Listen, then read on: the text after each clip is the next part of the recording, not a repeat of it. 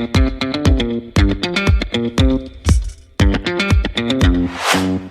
the My Michelle Live podcast. My Michelle Live.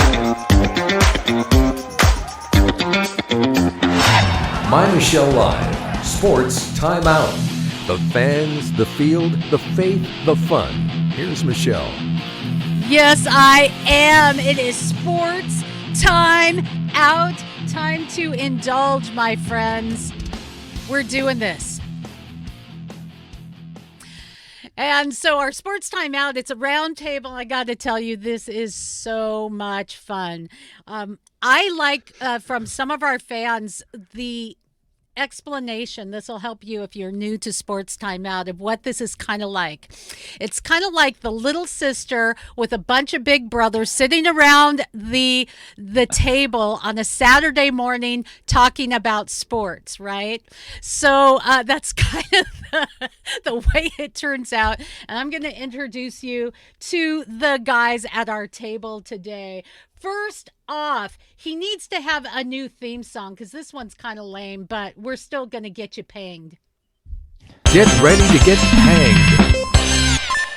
Garrick Payne, he's the Reverend of Sports. He is a chaplain, coach, player, pastor, and a lot of fun to have on the round table. We have with us our Wookie of the Year, Joshua McMillen. Wookie of the Year, Josh McMillen. Yeah, I there do you it better. go. You do it better. Do it, Josh. See?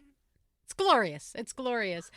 And then we have with us I make the big bucks. Yeah, we have with us the encyclopedia of all sport. And Josh, by the way, you can find him on Twitter at Josh Reports Live. Tweet him. He's a tweet Wookie. And then we have the encyclopedia of sports himself, author of Thunder Sports Network, Rich Hallstrom. Encyclopedia Rich. The encyclopedia. And the man who's so cool, he doesn't even need to have intro music. His name is Matt Peel, and he is the author of this book, The Athlete in the Game of Life. You can find him as an associate on My Michelle Live, where you can actually even take his classes, which, by the way, where he talks about being able to utilize movement and stretching to keep you young, heal a lot of things. I was hit by a car when I was at the zoo, no kidding, and I kind of needed a little mad appeal to kind of help me out on that. So it may help you too. Hey guys, happy Blue Friday. Welcome to another sports talk show. Glad you could all join us today. Happy Blue Friday, Michelle. Ladies Happy and Blue gentlemen, Friday. in our own tradition, it's almost as though you're going to trivia. I've got to do it. It's time, guys, for sports. Sports.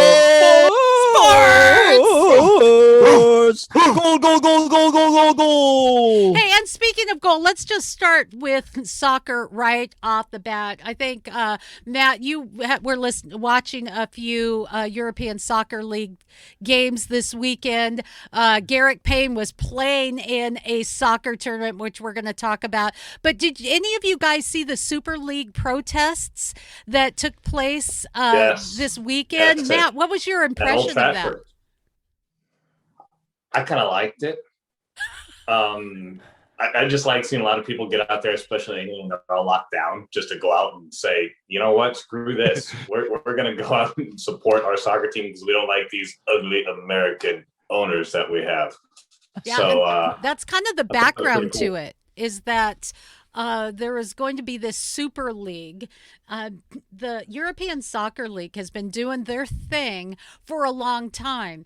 Everyone has their own soccer team in their own area. They support it. It's part of life. And man, it's passionate.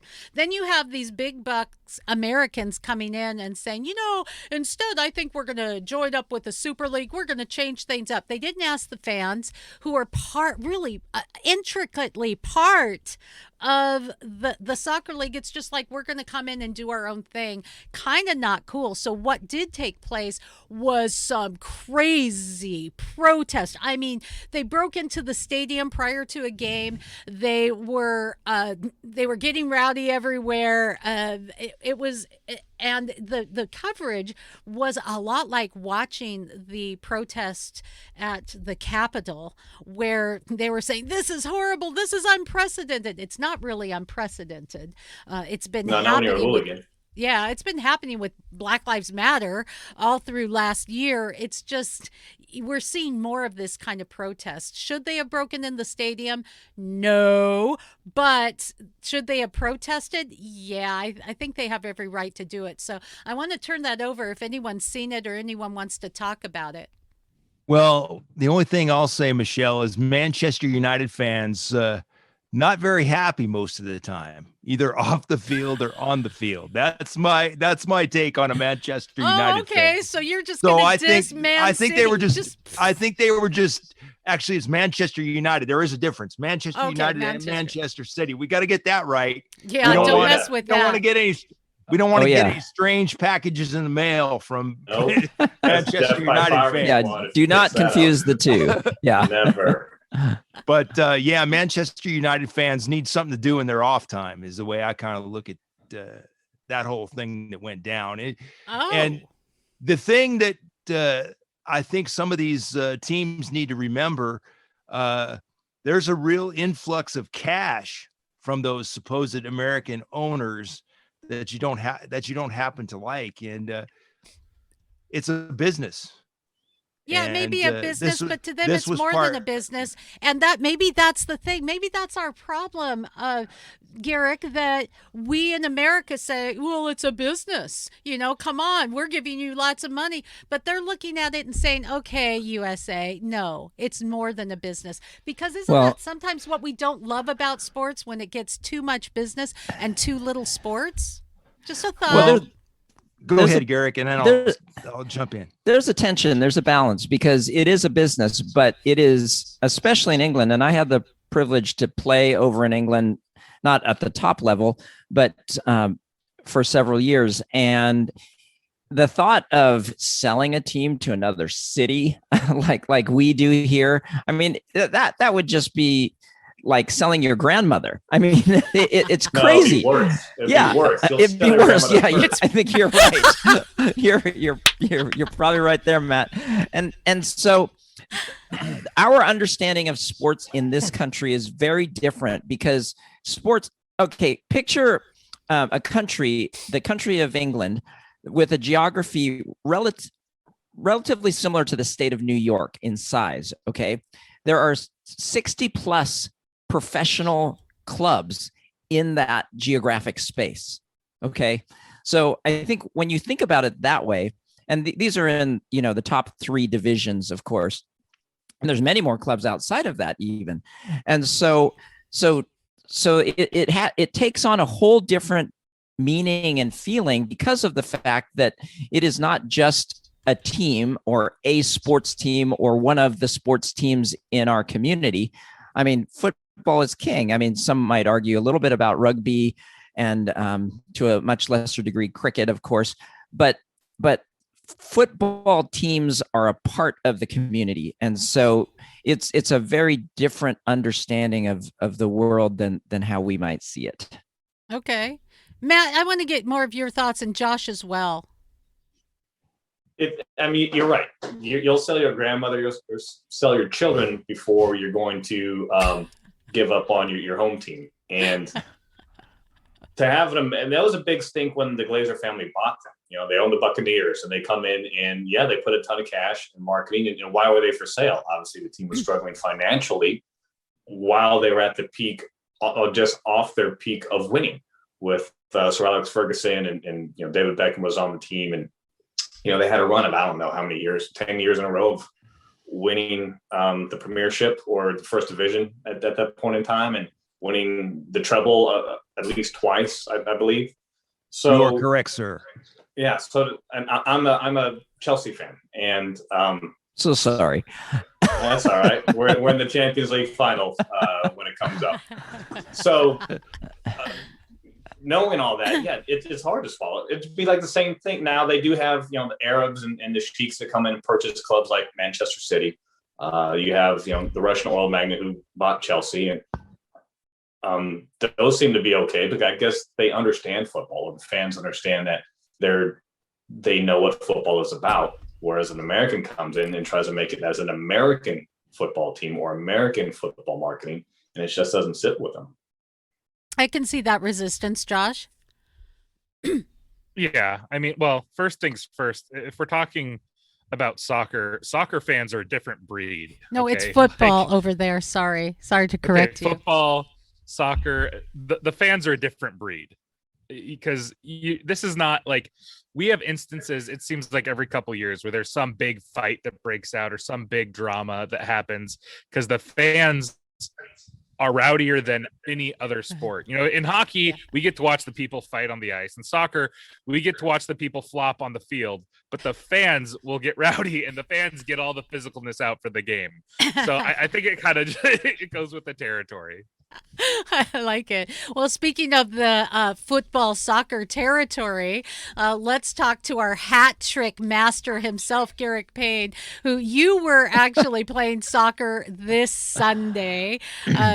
Way to go. I want to hear about where you were playing in Las Vegas, what it was all about, and that freaking hat trick, and possibly the best goal you've ever scored. And, you know, you were showing us your foot earlier that, you know. Oh, yeah. Yeah, there you go. It's all swollen.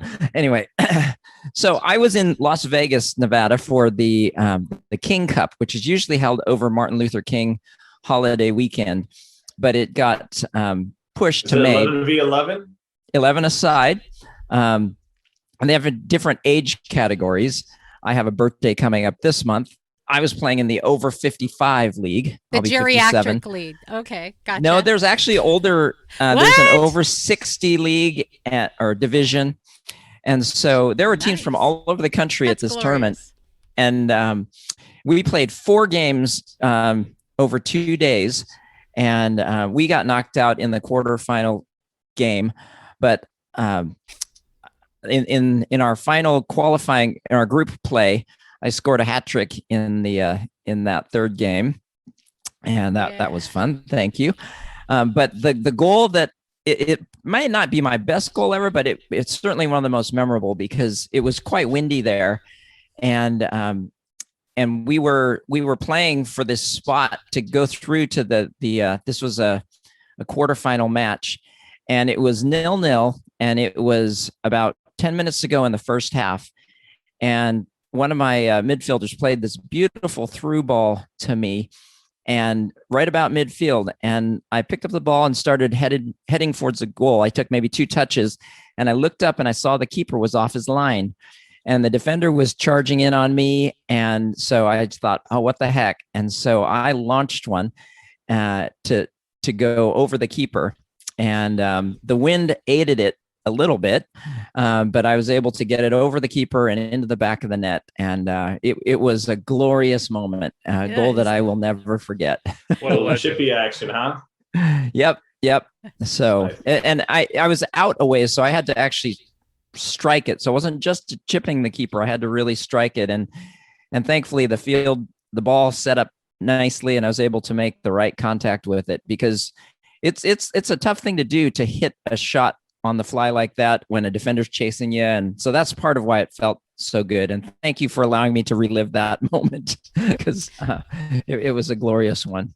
Yeah, we can talk about some other soccer stories as well that are, well, before we do, good luck on healing that, your sports injury there. Maybe Matt can help you out a little bit.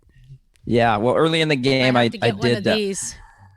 Yeah, it depends who's are you a fan of who? And then I'll decide if I'm going to help you or not. Oh! Ouch. Feel the love. I have tended to less be fans of teams and more be fans of players. So when I was in England, Gary Lineker was my guy as a forward myself. And so I became a Spurs supporter. And then of course I'm not a large person. I'm about 5'7". And so Leo Messi is my guy. And so I kind of follow Barca as well. So Is that acceptable for you, Matt? Well, I mean, Spurs is tough to swallow. Spurs, London Derby. But, Yeah, I can deal with it. At least I didn't say Arsenal. At least Hey, he didn't say Garrick, I Gooners. think he was looking for you to say Christian Pulisic somewhere in there. No, I was looking for you to say like Man City or No. Liverpool or something. No, I lived in Bolton, and so you never use the M word. But my dear friend was the chaplain at Manchester United, and just an amazing guy. And he actually is the one who initially helped us to get chaplaincy into the Seattle Sounders, because cool. it was an A-League team at the time, or a USL team at the time, and Adrian Hanauer was the owner, and Adrian's a good friend. I've known him for many years, and he's like, I don't know if we need a chaplain.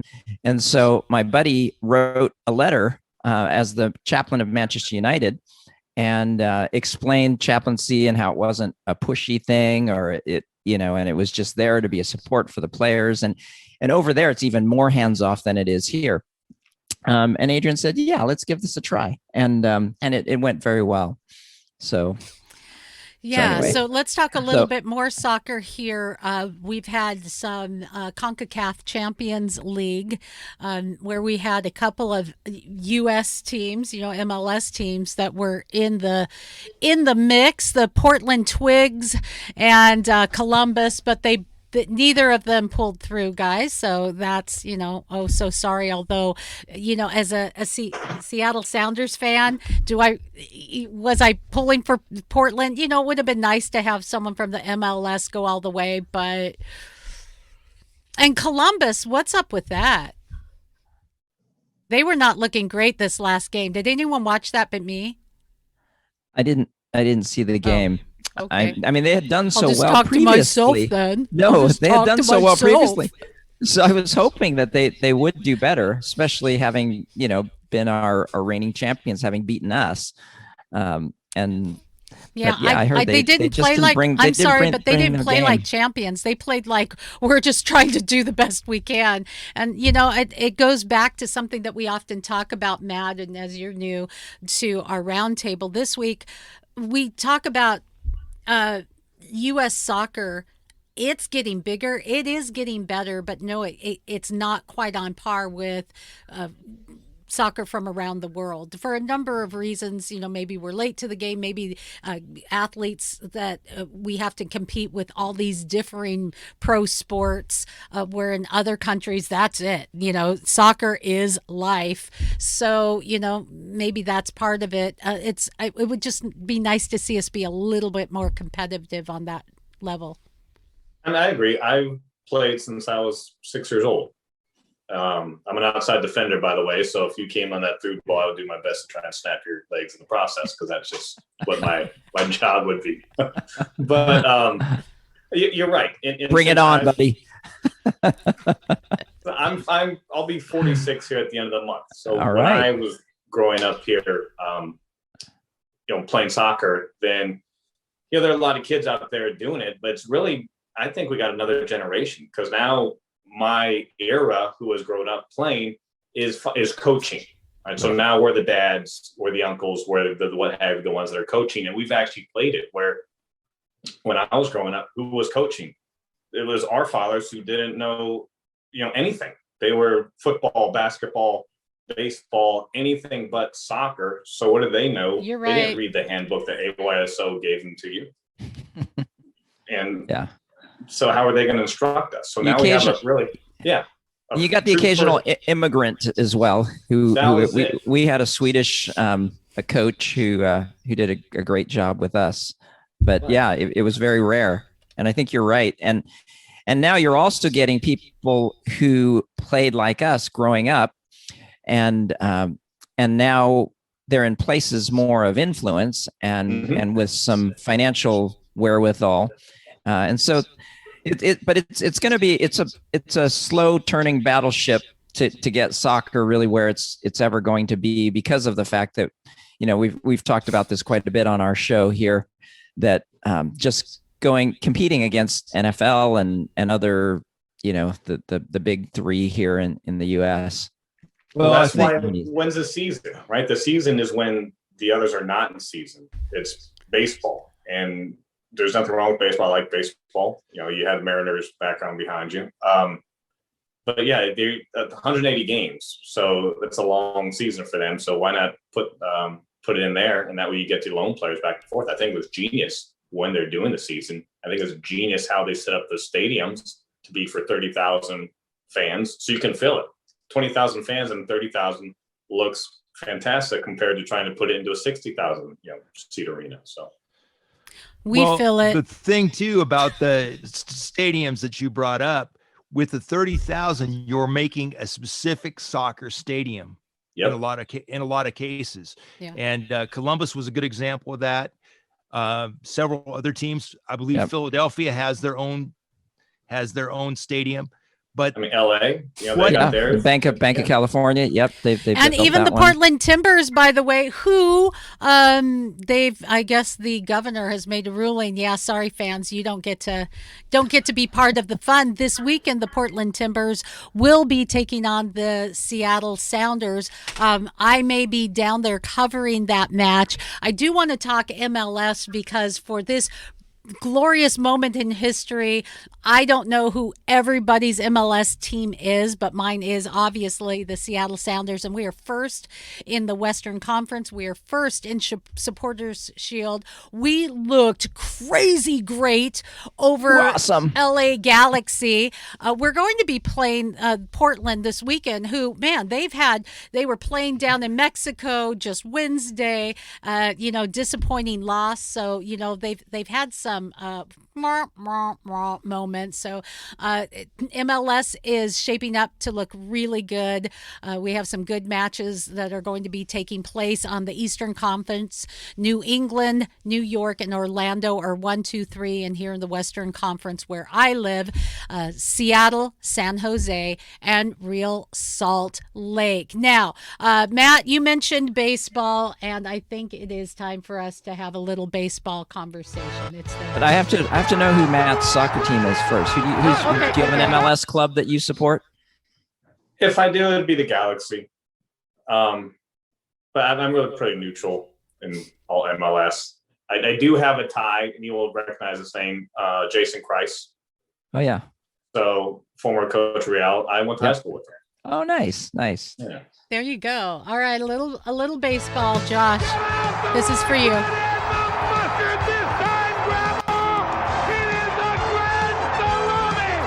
My, oh my. I don't believe it. It just continues. My, oh my. Yep, that's how we introduce baseball on Sports Time Out. Josh, I know you get real excited about baseball, particularly your team, which is the Seattle Mariners.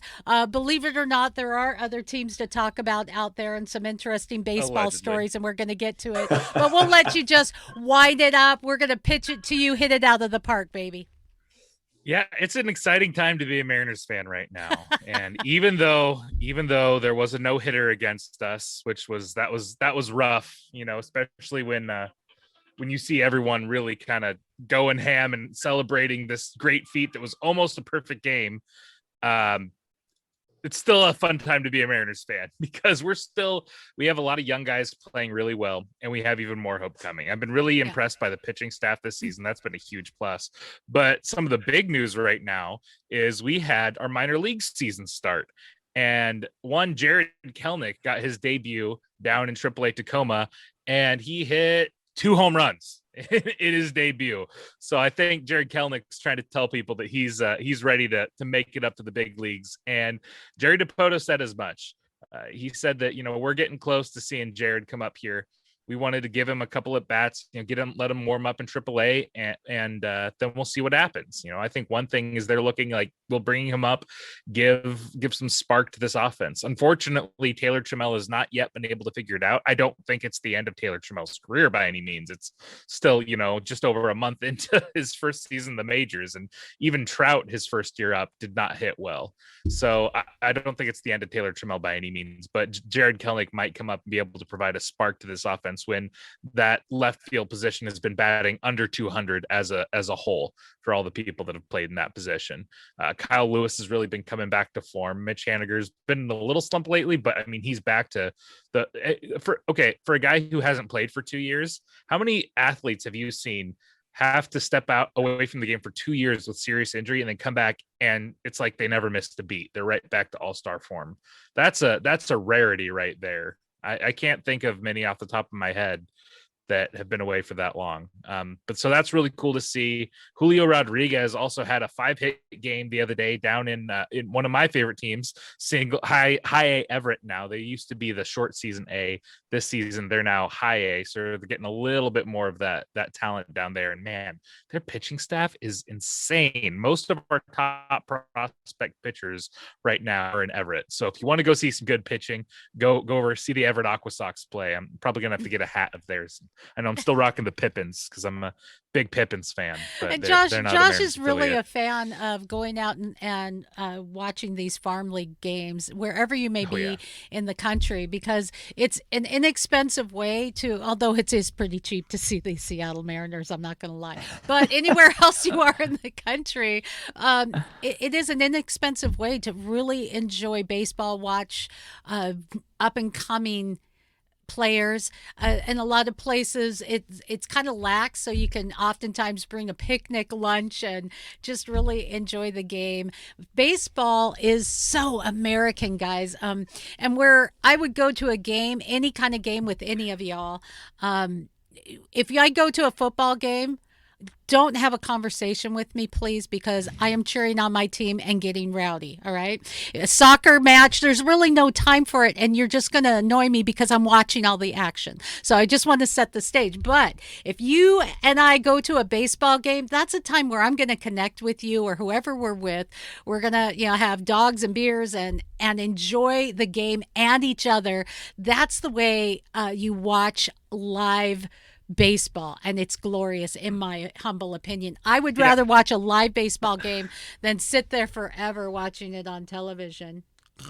Well, I said it before, it's one of the things I love about baseball is it's not just about like the constant action and keep your attention, that we've kind of become accustomed to in this day and age. But it's a lot about like, you listen to the radio broadcast or the TV broadcast and you have it on in the background and you have guys like Rick Grizz and Eric Goldsmith up there just telling stories. Like, I remember this day, we did this ridiculous thing over in Chicago.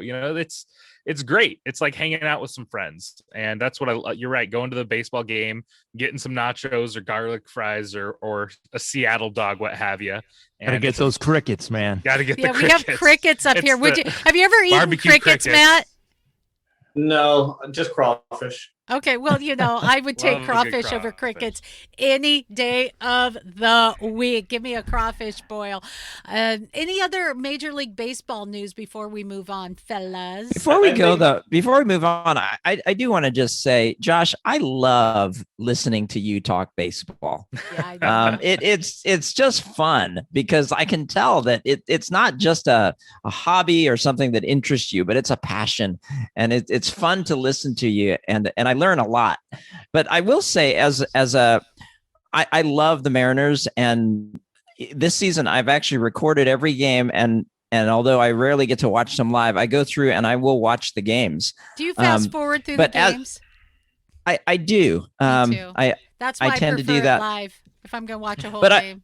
But I will say too, because of the fact that I'm not a baseball expert, I like going to games live just because of the atmosphere, but I don't watch as much of the game as when I'm watching it on television. Huh. And so it's harder for me if I'm trying to enjoy the game or to actually see what's going on. I remember much more of games when I watch them on television than when I'm there in person because of like what you were saying, Michelle. I talk to my friends and just see everything that's going around and I think what might be a good thing to do sometime, and I see a lot of people do this, is to have the radio in their ear, have a little earplug in so that you can kind of see and hear what's going on and I need that and know with when rugby to pay attention. Because I'm so new to understanding the nuances, the terminology. I'm with you on rugby on that one too. And I love it. our own Seattle Seawolves will be playing a home game this weekend, Sunday at 5. Is that right, Rich? Yes, that is correct. Okay. Root Sports. So watch but the there game. is. I have a learning curve there. Most definitely, I'm not going to lie. Quasimodo was a hunchback. Carlos Hyde is a running back. And Michelle Mendoza will be right back. See what I did there? A time-reversing vehicle like no other. Sending you back to your 30s. Say wow again with Calitrin At mymichellelive.com. For the man who has everything. Except anything for his beard. The luxury beard box from Real Bearded Men at mymichellelive.com.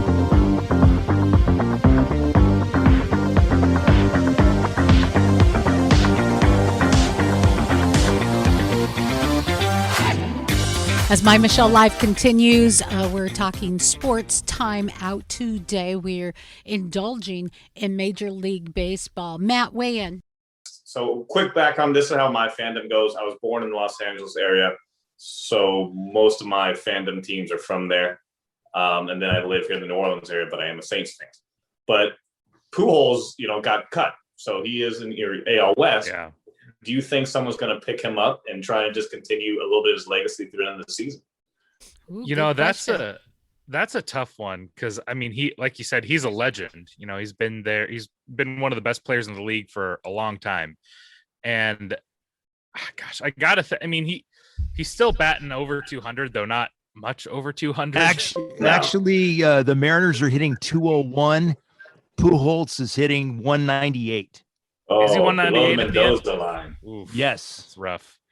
That's rough. Yeah, I feel like someone is gonna test him out, see if they can, get him. Maybe it's because that happens a lot in baseball, more so than almost any other sport, where people are picked up who didn't do well somewhere else, who have talent, for a change of scenery. Because people think a lot of time it happens. I don't know why in baseball, but sometimes you go to a different team, you get reinvigorated. It's a very mental game, and I think that's a big part of it because failure is built into the game, right? In what other game do you fail 3/4 of the time and are considered a good player?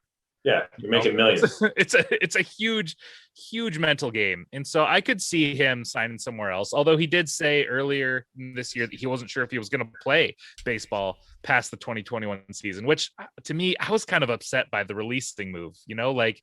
This guy's been a legend for you for almost a decade, and you're going to release him in what might be his final season in the league and not let him, retire on his own. You're just going to get rid of him like that? I don't know. Okay, that was harsh to me, man. Maybe that's a little bit of a different kind of a legend, really well-known name, letting go, disconnecting, than we're hearing in the NFL, guys. And that's time to talk about it.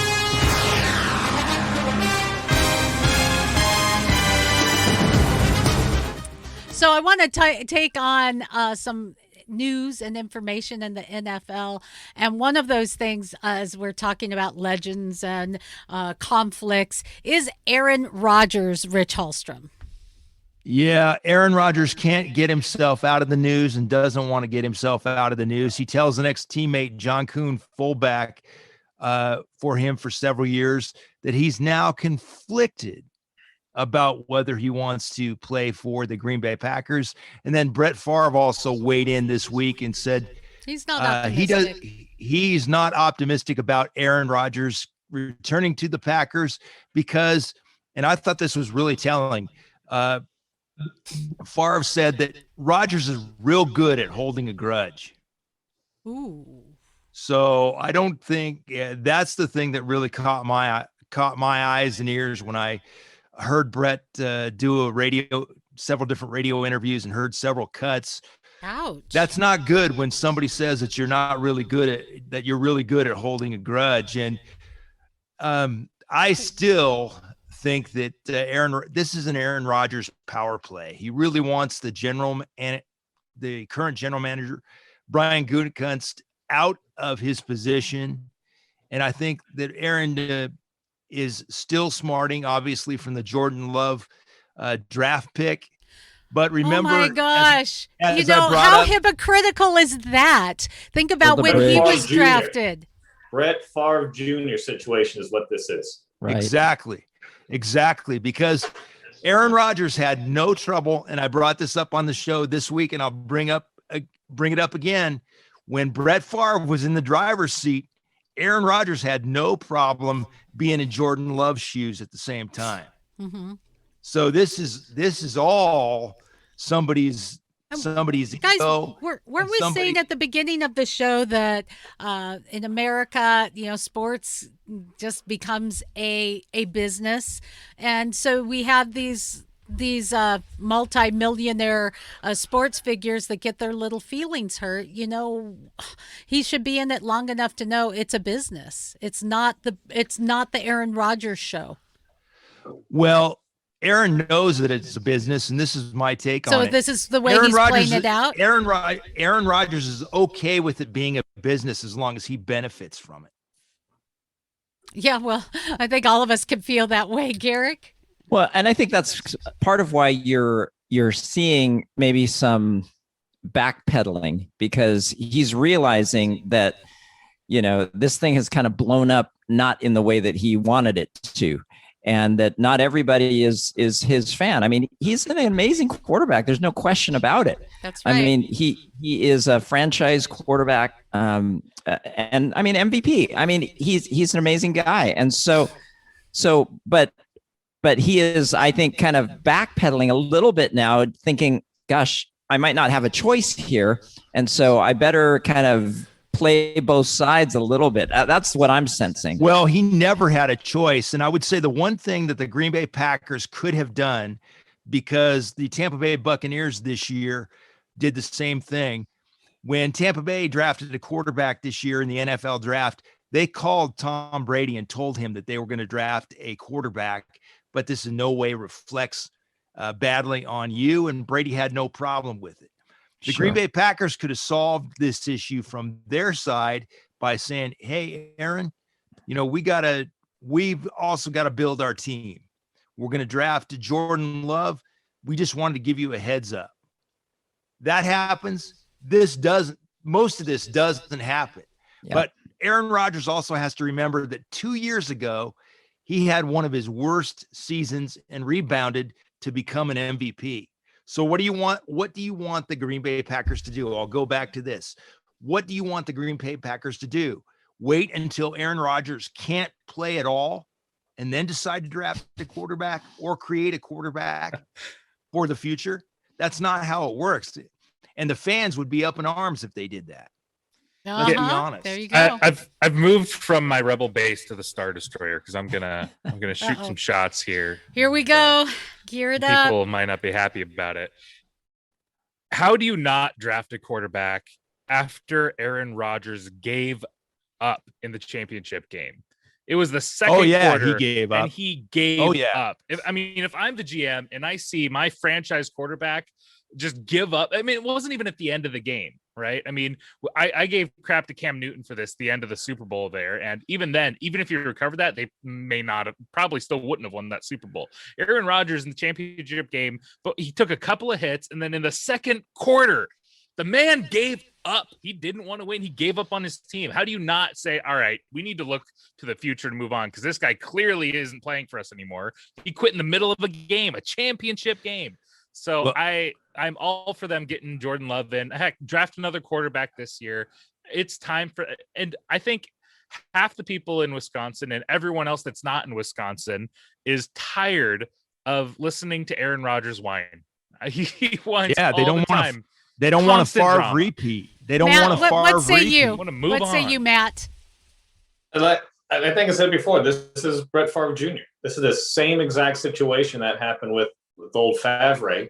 And so he goes to what's that? Right. Bart Starr. This is a long-standing tradition in they seem to have this same issue over and over again. And then I'm sure Rodgers will go somewhere and do well for 2 years, and then the way he goes. Here's the thing. Minnesota will get lucky. The computer will chime in here with this statistic. No Green Bay starting quarterback has played more than 16 seasons for the Packers. Okay, Mr. Encyclopedia. Hey, I wanted to mention something that I thought was really, really cool, coming kind of from the NFL, and it's linking to the Olympics. And that is Seattle Seahawks DK Metcalf is yeah, and the 100-meter dash at the US track and field event this weekend. Are you kidding me? I mean, come on. I mean, think back to how fast was he actually clocked at, Rich, when he was chasing down Buda Baker? 22.64 miles an hour. Yep. And that's with helmet, pads, gear. Oh yeah. Come on, you got me right there. Was I with you, Josh, during that game? I think you were. And yeah, that is enough to qualify for the Olympics right there. That is that speed. You have to get at least 22 miles per hour to qualify in terms of what the timing is at the 100-meter. And so that's enough to qualify. So if he gets his track game right and, wearing track gear, I think we could see something special.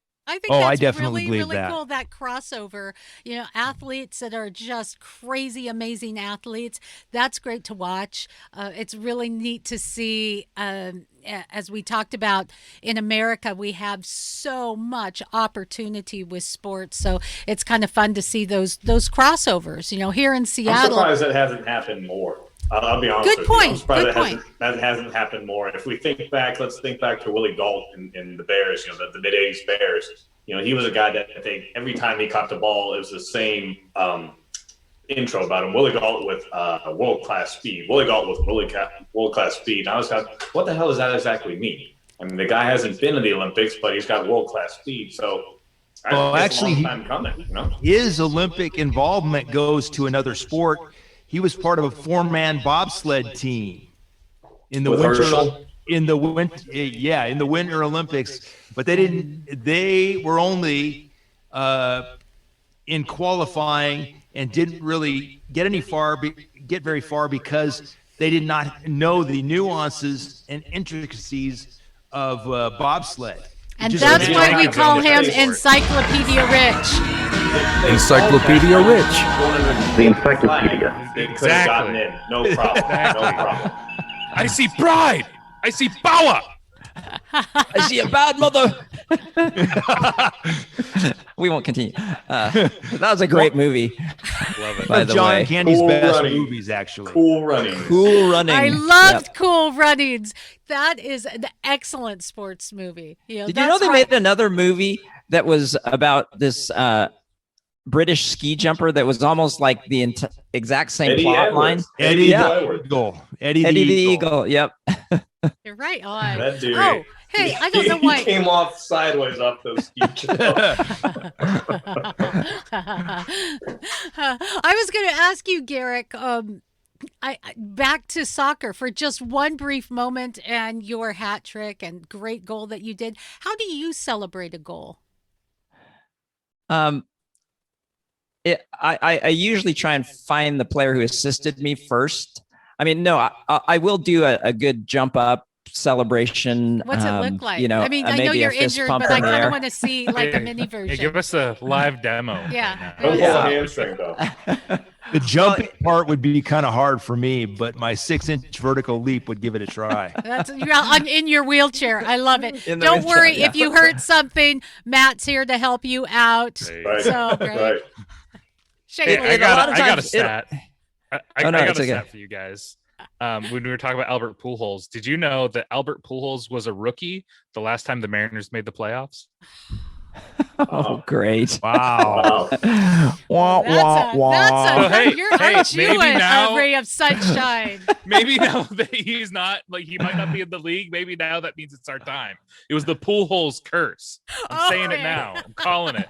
Okay, I like Write it. the book. Write the book. So where's the celebration? I think it was Garrett? really the curse of Kevin Mather and some of those other people before that.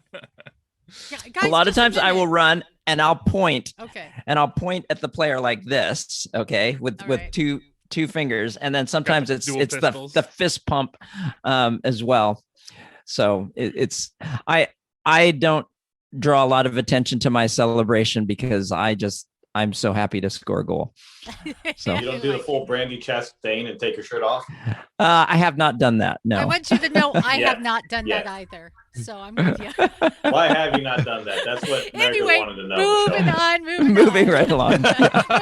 moving on. Any other sports stories that you guys want to bring forth for us to discuss today? Well, we didn't talk about the Sounders game on Sunday. Oh my gosh. I mentioned. Well, we haven't talked about the draft. The NFL draft. Oh, the draft and how things are shaking up, Josh. Yeah, I mean, this draft was a really interesting one. The Seahawks only having 3 picks that's crazy. That's the first time that we've picked less than 8 under 5. under our Wasn't it? current. It was 5. We in the mid 90s we had our low. No, under picks the were current 5. administration. Okay. Under John and Pete, this is the first time we picked less than 8.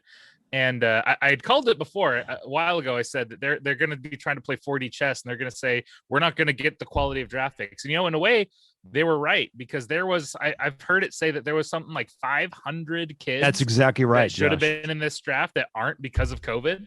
And we have less hands on those kids. We have less ability to go and bring them in and have those meetings with them. So I think they played it smart. If they were going to do a year to get rid of all their draft picks for a player like Jamal Adams, now is the year. But with those I think it was worth it. Yeah. Oh, absolutely. Jamal Adams is a beast of man.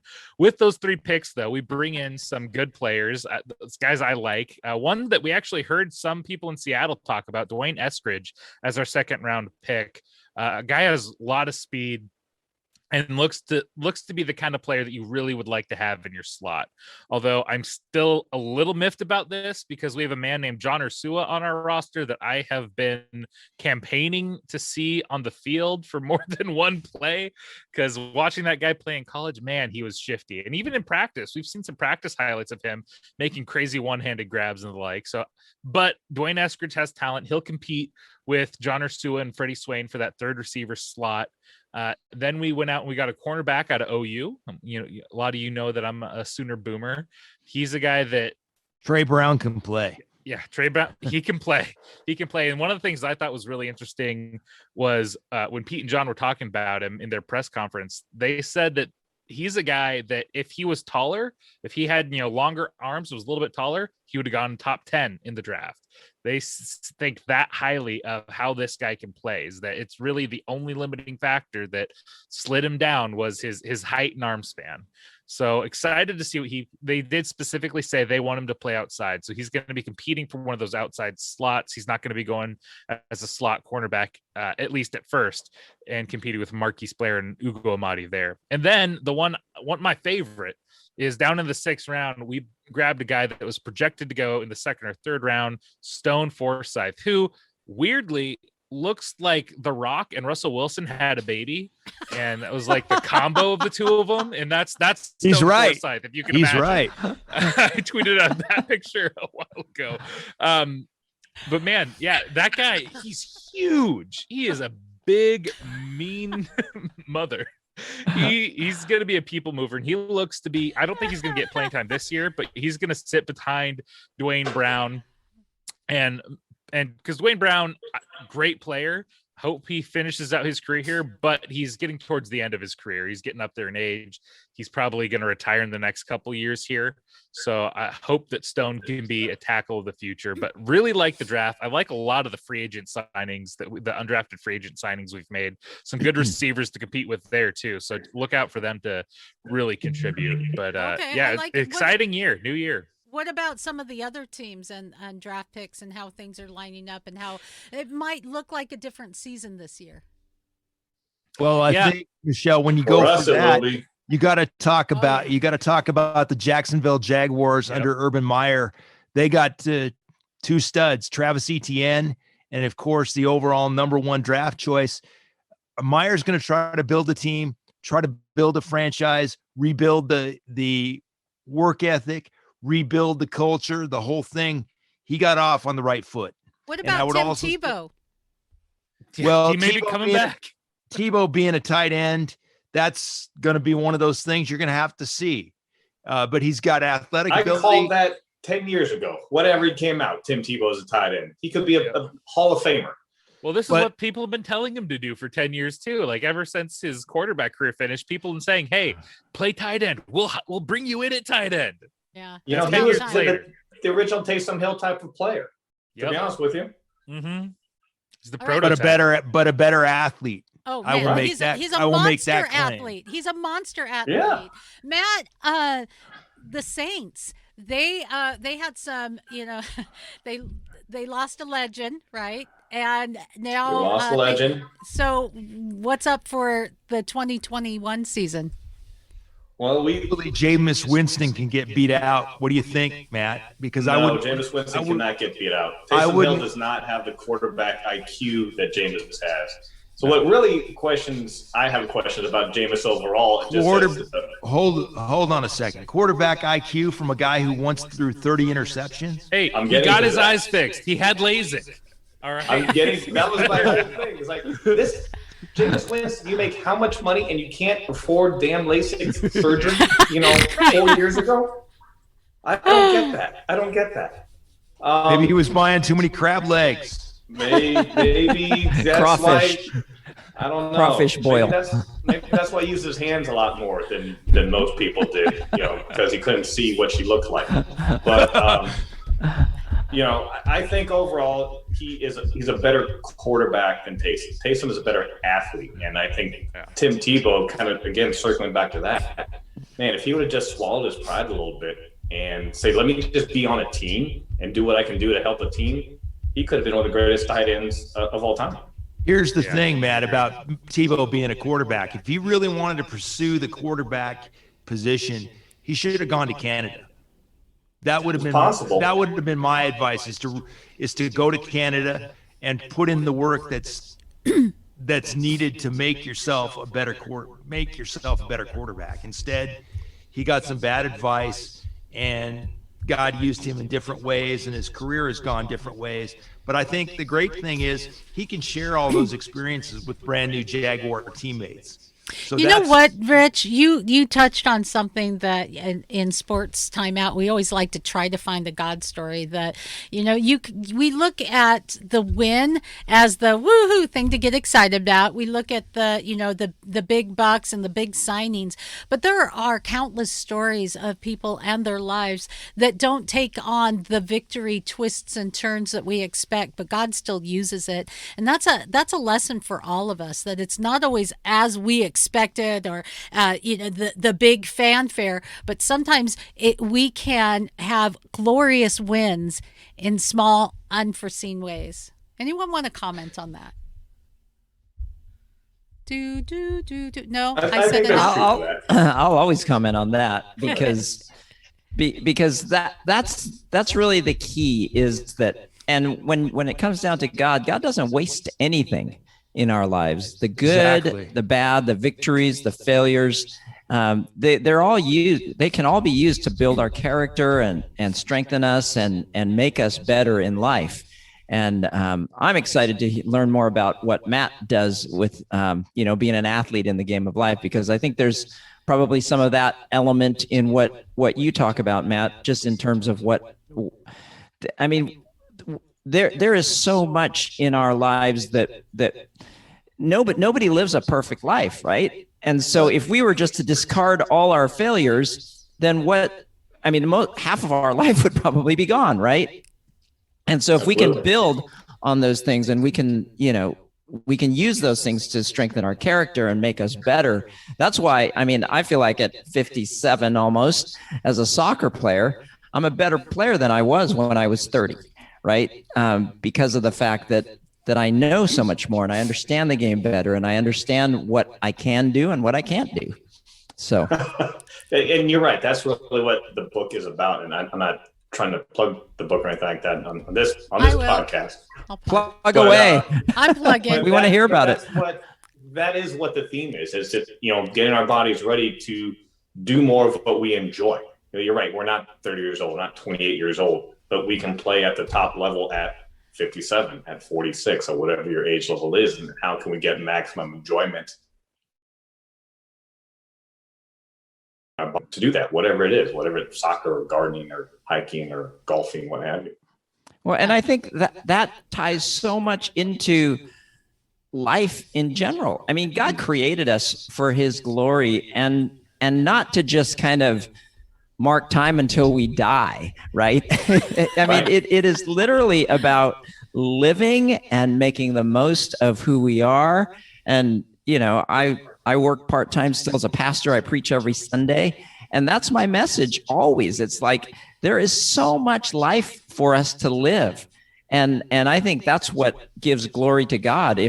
Talk about worshiping God. The best way that we can worship God is to do exactly what you're talking about, Matt, to whether it be gardening or being a school teacher or being an accountant, to find what your passion is, what you're good at, what you love, and enjoy life and have glory in it. So, God's word I'll does step off talk my about little that soapbox. too. And I'll bring up a scripture that you can reference for us, Garrick. I become all things to all men that I might win some. Mm-hmm. Food By for all thought. means, save for some. thought. Yep. Guys, it's time for us to take our final shot. And so, Matt, as you're new to the game today, we go around the round table and just mention something. And it could be sports related sometimes, and often it's not. But just a short shout out to an issue, a person, something as we take our Final shot. So our final shot today, we are going to start with Joshua McMillen, the Wookie of the Year. So my final shot is going to go out to DJ Fluker, the Warrior. Why? Because, he's one of my favorite players, but also he followed me on Twitter. The best day of my Twitter life. So shout out to you, DJ Fluker, for making my day yesterday and giving me that follow. Like it. All right, let's go to Rich Hallstrom. Well, let's go back to baseball. This week, Willie Mays' 90th birthday. Ken Griffey Jr. called Willie Mays the godfather of center fielders. He is the oldest living Hall of Famer at this point in time. He is so indeed. Congratulations to him. Yeah, and to all that he's done. I mean, my goodness gracious, that man, just saying. Let's go to Matt Peel. I'm going to give it to Thomas Tuchel, the coach of Chelsea, who took a mid-table team and now has put them in 2 cup finals with the same group of players that a legend from Chelsea has worked with. But I think it's the experience and knowing the relationships. How do you build relationships? How do you build bridges with everybody to take that same, piece of clay and now make a masterpiece out of it? Or someone else just kind of made an ashtray, now this person has truly made a nice piece of art. I'm going to take my final shot, and you guys can't see it, but our viewing audience can. My final shot goes out to Jimi Hendrix, who made his appearance at the game, the Sounders match. Man, those kits are psychedelically cool. The purple haze Jimi Hendrix kits. I'm not wearing mine today, but I did quickly go down and buy one. It is so cool. So just because I'm from Seattle, that Seattle legend there that I don't know, I just like to bring home. So that's my crazy shout out of the week. But speaking of bringing it home, let's bring it home. Get ready to get panged. Garrick. All right. I was hoping that you hadn't forgotten me, so I just kind of raised my hand there. Never. I'm pulling mine out of a different world. About a week and a half ago, I met the producing artistic director, the new head of Taproot Theater Company. And if you ever they've been on my show Taproot, many times, by the way. They're amazing. But Karen Lund, based on what we were just talking about a minute ago, Matt, with what she does, she knew at like the age of 6 that she was going to be an actress. But she has just an amazing story and journey and life and just now taking the reins of Taproot Theater and just doing some great things there. And if you're into theater at all, I encourage you to check it out. Taproot Theater Company. You can connect worldwide. They have wonderful online. They're working really hard to do online theater. Karen has been on our entertainment review before, in fact, just a few months ago. And yeah, they have a great mission to reach people with a deeper story, just like we do here on My Michelle Live. So if you've liked what you've seen here, you can connect with all of the fellas here by going to My Michelle Live. Any links to Garrick's church or Matt's book, or even his course that he offers. You can find that at My Michelle Live. You can connect with Josh by Rich Hallstrom's book. His book is Thunder Sports Network. And you can like us, support us, you can donate, keep us on the air, keep us reaching the world with a better story, the God story. Guys, thanks for joining us today. It's been a blast as always. I love each and every one of you. Right back at you, Michelle. For more fun, go to mymichellelive.com. Yep, and that's a wrap.